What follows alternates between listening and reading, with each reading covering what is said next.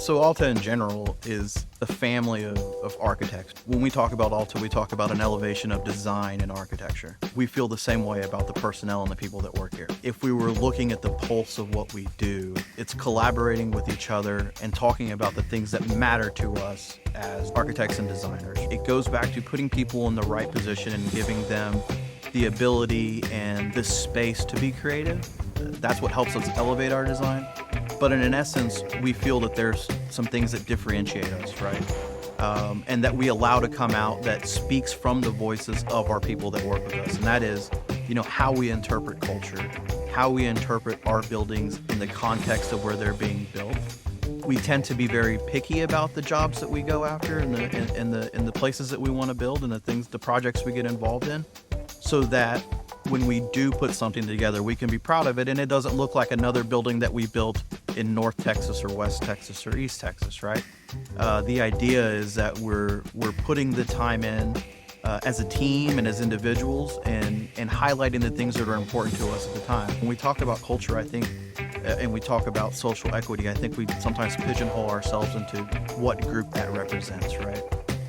I think the beauty of what we do here is we find that in every community that we go into. It's not just minority communities, it's the majority communities too, that we're able to find those things, pick those out, and then make tangible projects and tangible buildings that represent where they are. Architecture firms do a lot of things that are the exact same, right? We all post for jobs, we all have permit sets and we have a whole process that we're responsible for producing. But at the end of the day, we want our personal touch as a smaller firm to really shine through in our design and the way we work with our clients. The size of Alta was put together by design. We operate in that space because we want to be intentional about the projects that we do and how we execute them. And keeping our firm the size that it is, it allows us to ensure the quality of the products that we put out. When you have a firm of a larger size, you start to over-concern yourself with revenues and operating expenses and those types of things. And it's not that we don't think about those things. It takes less priority over what we're actually producing, right? That we're able to give producing quality projects the priority in that space and not just doing projects because we have to keep the lights on. I'm happy to say that we have about 85% repeat client business. I mean, that tells you right there. We've been around for 95 years and we're still repeating with those clients. So that tells you that what we're doing, our clients enjoy and they enjoy that experience. I would say the other 15% is not that we're not retaining clients. I would say that we're going after new markets. I think that has been key in the last 3 years as our world's been flipped upside down. I think some of these markets are emerging out of necessity. One of the stats that stuck out in COVID to me was that we had 2,400 ICU beds in San Antonio. We're 2 million plus here in San Antonio, right? There's obviously a need that needs to be filled, right? Our production is really based in 4 pillars: K through 12, multifamily, commercial, and higher education. As we move forward, we're going to start working more in the healthcare space as that just becomes a need of the places that we do business. I think the thing that gets lost in architecture is the functionality of space and the people that use them. And I think that what our architects and designers do the best is take those into account when they're designing a building. It's about use, it's about user fatigue, it's about user experience. And I try and duplicate that just from a personnel standpoint in our office itself, right? This has to be an environment where I minimize personnel fatigue, where we minimize those things that may not help us deliver the products that we want to deliver.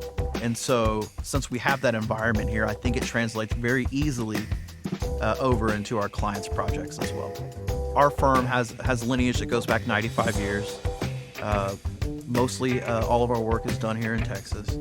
3 years ago, we started Alta Architects that grew out of another firm, Munoz & Company, that people are pretty familiar with here. And our intent was we took everybody that was designing and producing the products. They all came with us to Alta. I think we put together and started to build a culture that people are really excited about. And so it's been a seamless transition in my eyes. I think that we're in a position now to kind of go out another, 50 to 100 years. We weathered these unforeseen factors like COVID and lockdowns and things like that. We did that as a team. I think we have a really strong core, and we're only going to grow from here. I would say when you think about our lineage, you can't forget some of the big things that happened here in San Antonio, like the Freeman Coliseum. We have about 75% of people that graduated from high school or college in San Antonio probably walked the stage at Freeman Coliseum. So we were part of that original designs and continue to be part of those renovations that happened in the city. We're a good sports town. We were part of building the original design of the AT&T Center, and again, continue to work with them through their renovations and their growth. The federal courthouse building, which is right down the road from our office, we had a really good opportunity to design that. And then San Pedro Creek Culture Park. I think that is probably one of the highlights of the firm's history. I think we took what was going to be a civil project only. We ended up turning into a beautification project for the city where people like to gather, and we're proud of. I think it's right on the parallel equivalent of the Riverwalk. That was an original idea that was cast out of the Munoz house. And so, those are kind of my top projects that I think about. And that I point to our clients to when we talk about that individual touch and that how we bring out that culture and how we really put buildings in place that will stand the test of time.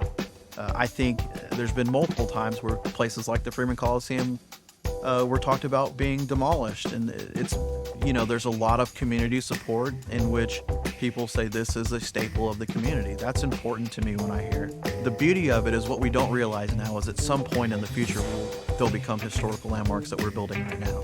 So one of the projects we did was we built a all-digital library. It was the first in the world. It's called Bibliotech, and it was built here in San Antonio. We're building more, and they're constantly getting calls about doing them other places in the U.S. I think it's neat to not only say that we're forward-looking, but also putting that in the ground. We want it to be a functional piece of what we do in these communities, and that people become attached to them, that people grow up around, and they feel that this defines them. This is part of the defining characteristics of who they are in this city, and I think that's super important. We did a high school down in Chelsea a few years ago, I would say almost 10 years ago. That building was destroyed pretty much in a hurricane, and they were asked if they would like to demolish the building and start all over, or would they like to renovate it, and the cost was fairly the same. And they decided to keep it because that building itself and the way we designed it and the touches that we put in on it were so entangled in the community that they didn't want to see that building tore down. That's true architecture. That's true interpretation of culture. That's truly knowing what you're doing in the space of the community.